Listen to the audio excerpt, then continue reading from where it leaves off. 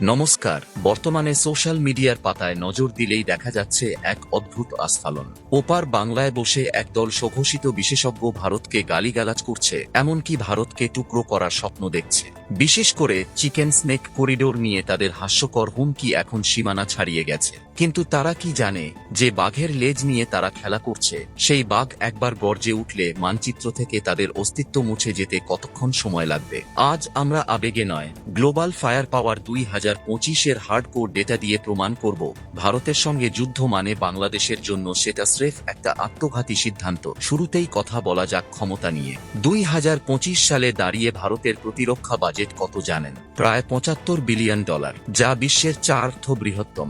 আর বাংলাদেশের বাজেট মাত্র $4 বিলিয়ন আশেপাশে। অর্থাৎ ভারতের একটা ছোট রাজ্যের বাজেটের চেয়েও কম সামর্থ্য নিয়ে তারা ভারতকে যুদ্ধের হুমকি দিচ্ছে। ভারতের কাছে আছে 1.45 মিলিয়নেরও বেশি অ্যাক্টিভ সেনা। অন্যদিকে বাংলাদেশের সৈন্য সংখ্যা ভারতের প্যারামিলিটারি ফোর্সের 10% নয়। ভারত যদি কেবল তার ইস্টার্ন কমান্ড বা পূর্ব কমান্ডের একটা অংশ ব্যবহার করে, তবে ঢাকাকে ঘিরে ফেলতে কোনো বিশেষ কসরত করতে হবে না।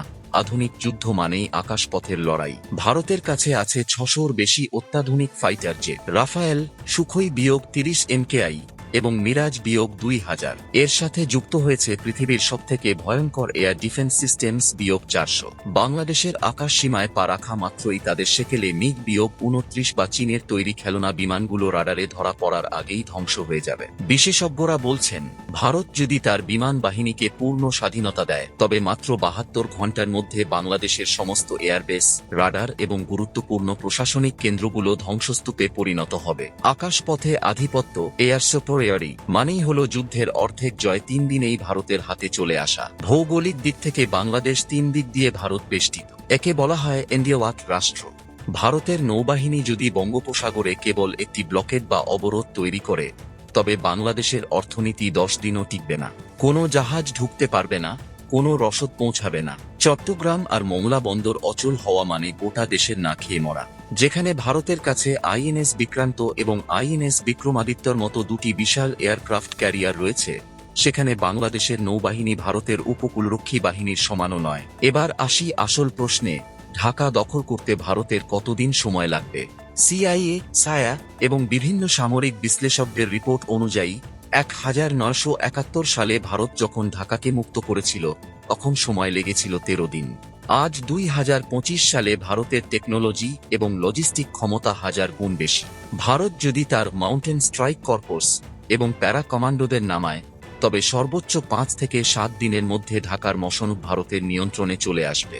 গেরিলা যুদ্ধের ভয় দেখিয়ে যারা দাপট দেখাচ্ছেন, তারা ভুলে যাচ্ছেন, ভারত আজ আধুনিক ড্রোনের মাধ্যমে জঙ্গলের ভেতর ইঁদুর খোঁজার ক্ষমতা রাখে। সোশ্যাল মিডিয়ায় গালি দেওয়া সহজ, কিন্তু ময়দানে ভারতের তলোয়ারের সামনে দাঁড়ানো অসম্ভব। ভারতের ধৈর্যকে যারা দুর্বলতা মনে করছেন, তারা নিজেদের বিপদ নিজেই ডেকে আনছেন।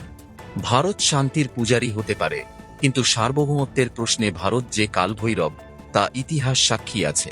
প্রতিবেশী দেশ হিসেবে বাংলাদেশের সাধারণ মানুষের প্রতি আমাদের শ্রদ্ধা আছে, কিন্তু যারা ভারতকে ভাঙার স্বপ্ন দেখছেন, তাদের স্বপ্ন শ্মশানে পরিণত হতে সময় লাগবে না।